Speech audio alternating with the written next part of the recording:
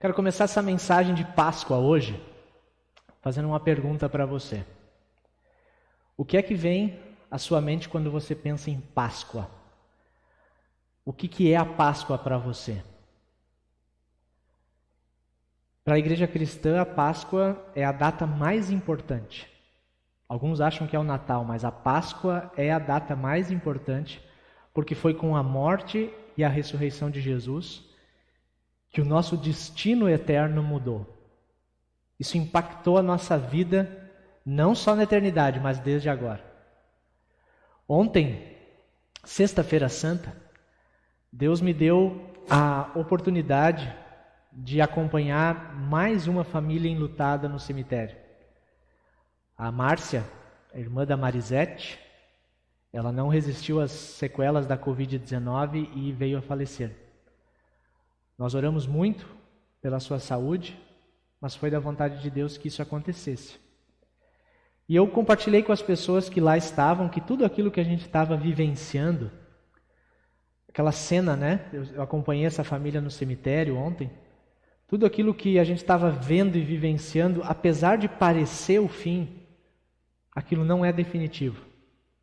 A resposta definitiva sempre é de Deus. Pela fé em Jesus, a gente aguarda a ressurreição dos mortos. Sabe que ressurreição é o nome de um filme que eu compartilhei nas redes sociais ao longo dessa semana. É um filme que foi lançado em 2016, ele já está disponível na Netflix, quem tem pode procurar para assistir. É uma ótima dica para esse tempo de Páscoa. Ele serve de inspiração para essa série chamada Ressurreição. Ele não é um filme que se propõe a contar a história da ressurreição de acordo exatamente com a Bíblia. O personagem principal é um militar romano, o nome dele é Clávius, e ele foi designado por Pôncio Pilatos para conferir a crucificação de Jesus, para guardar o túmulo. Mas talvez você se pergunte, mas por que era necessário guardar o túmulo? Acontece que Jesus tinha falado várias vezes que ele deveria ressuscitar ao terceiro dia. E o temor dos líderes judeus, dos líderes romanos também, era de que os discípulos de Jesus roubassem o corpo para sustentar a ideia da ressurreição. Eu assisti o filme nessa semana e achei muito interessante, porque ele conta a história pelas lentes, pelos olhos de alguém que não crê na ressurreição. É claro que é uma obra de ficção, mas ela tem o pano de fundo histórico, tendo por base um fato: a sepultura de Jesus está vazia. A sepultura de Jesus está vazia. E isso é fato. Agora, como é que vamos explicar o fato de não haver corpo na sepultura? Poderia ser que os discípulos tivessem tramado enfrentar os guardas e roubar o corpo. Eles iriam criar uma espécie de fake news que seria interpretada como sendo a ressurreição do seu mestre. Só que essa ideia não parece muito lógica. Ao longo do relato da Bíblia, os discípulos eles não se mostravam assim muito capazes, nem tão criativos. Eles estavam sendo sempre surpreendidos pelas respostas e atitudes de Jesus. Na sexta, os discípulos se mostraram até bem covardes, deixaram Jesus completamente sozinho. Não parece coerente que esses homens tão amedrontados, que na sexta-feira se dispersaram, já no sábado eles estariam reunidos com a finalidade de tramar contra os líderes judeus e contra o poderoso exército romano. Porque o exército romano naquela época era o que havia de mais poderoso entre os homens. E mais, mesmo que tivessem roubado o corpo, por que aqueles discípulos morreriam dizendo que Jesus ressuscitou? É verdade que pessoas morrem por aquilo que acreditam, mas uma pessoa não morre por uma mentira que ela sabe que é mentira. Essa tentativa de explicar o túmulo vazio, ela não faz o menor sentido. A Bíblia relata o fato de Jesus ter sido visto pelos seus discípulos. Agora, como é que nós vamos explicar o inexplicável? Alguém que morreu ter sido visto vivo. Talvez os discípulos estivessem tão envolvidos emocionalmente com Jesus, com a sua mensagem, que não conseguiram aceitar a ideia do mestre morto. E poderiam ter experimentado uma espécie de alucinação coletiva. Isso se dá quando você deseja muito que algo aconteça e a sua mente acaba produzindo a sensação de realização daquilo que você espera. Só que a Bíblia conta que Jesus foi visto por mais de 500 pessoas de uma única vez. E não tem nenhum registro histórico de uma alucinação coletiva que envolva tantas pessoas.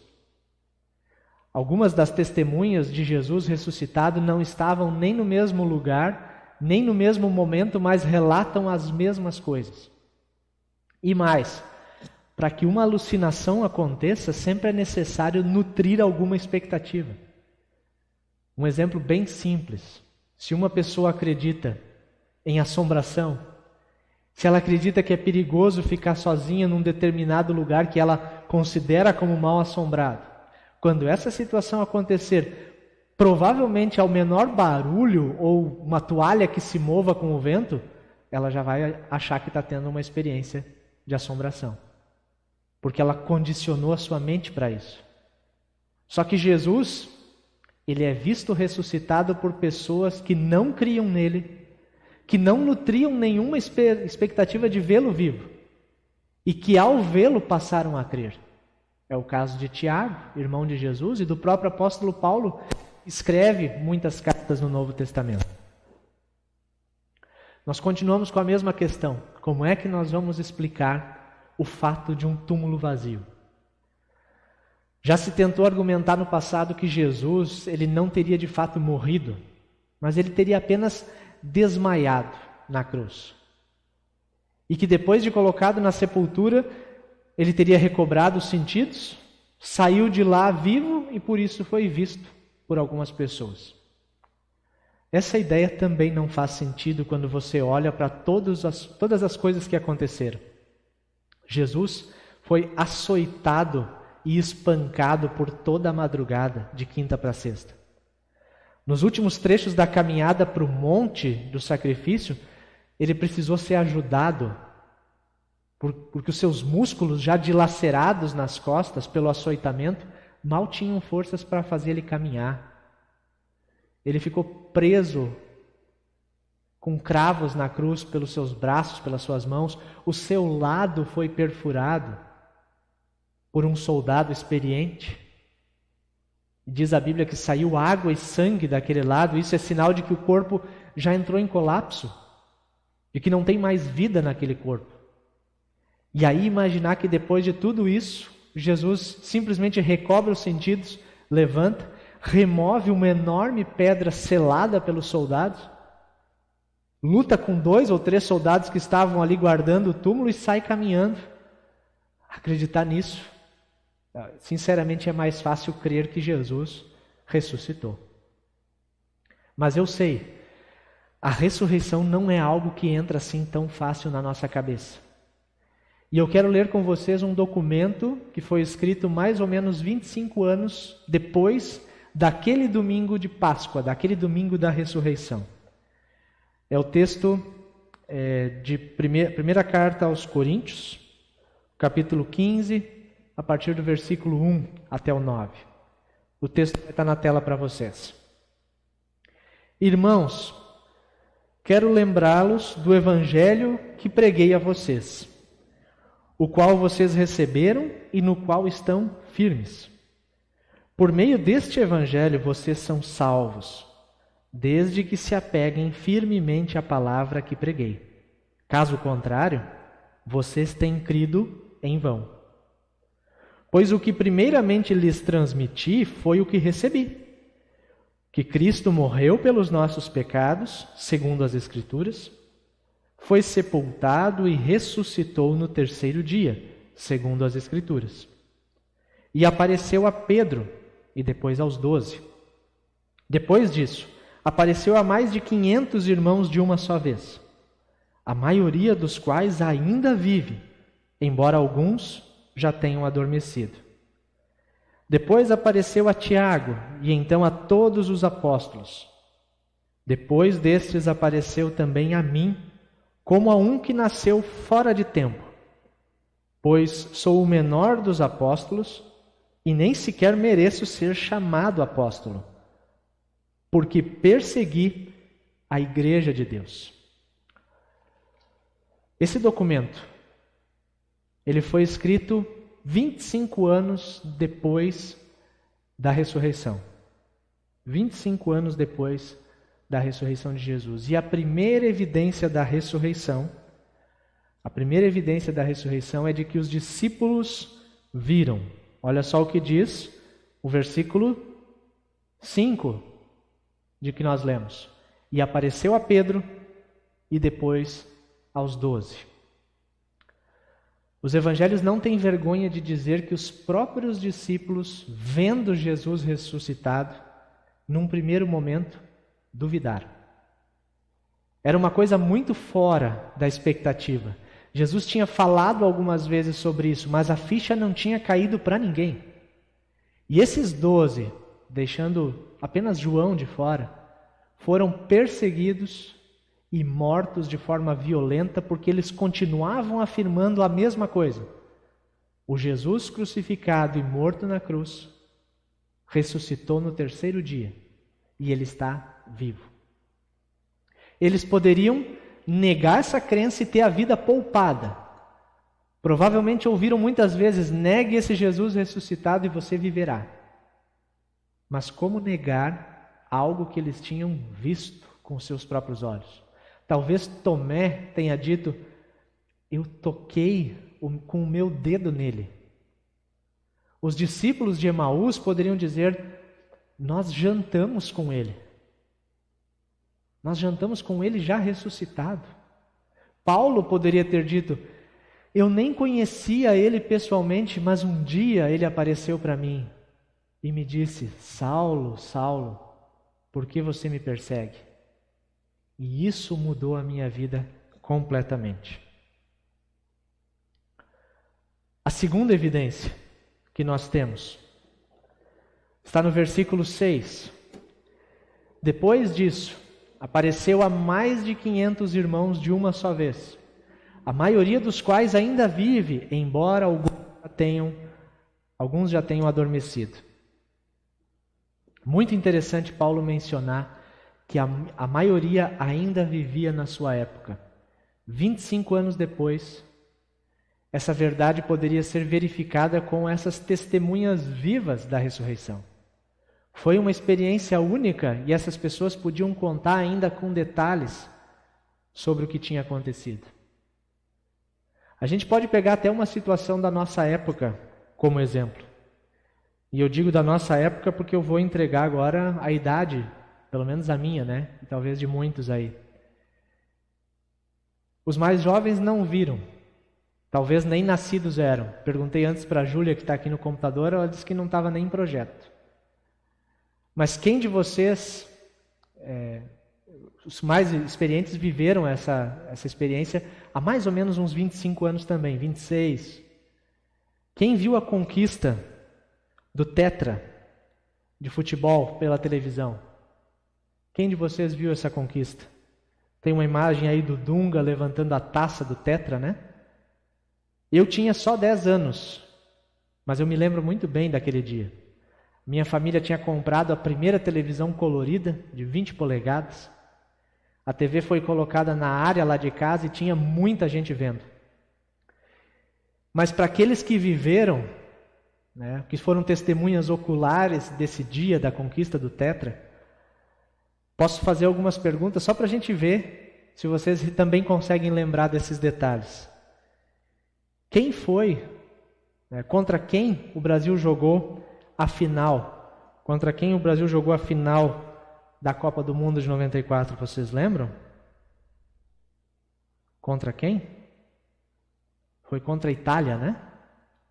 Brasil e Itália.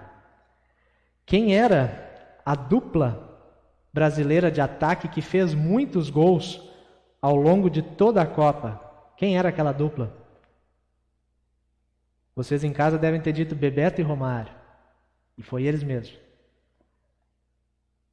Tem um que eu não tenho imagem aqui, mas para os que lembram com mais detalhes, vão lembrar quem foi o jogador que perdeu o pênalti, o último pênalti, acabou dando o título para o Brasil, foi o camisa 10 da seleção italiana, Roberto Baggio.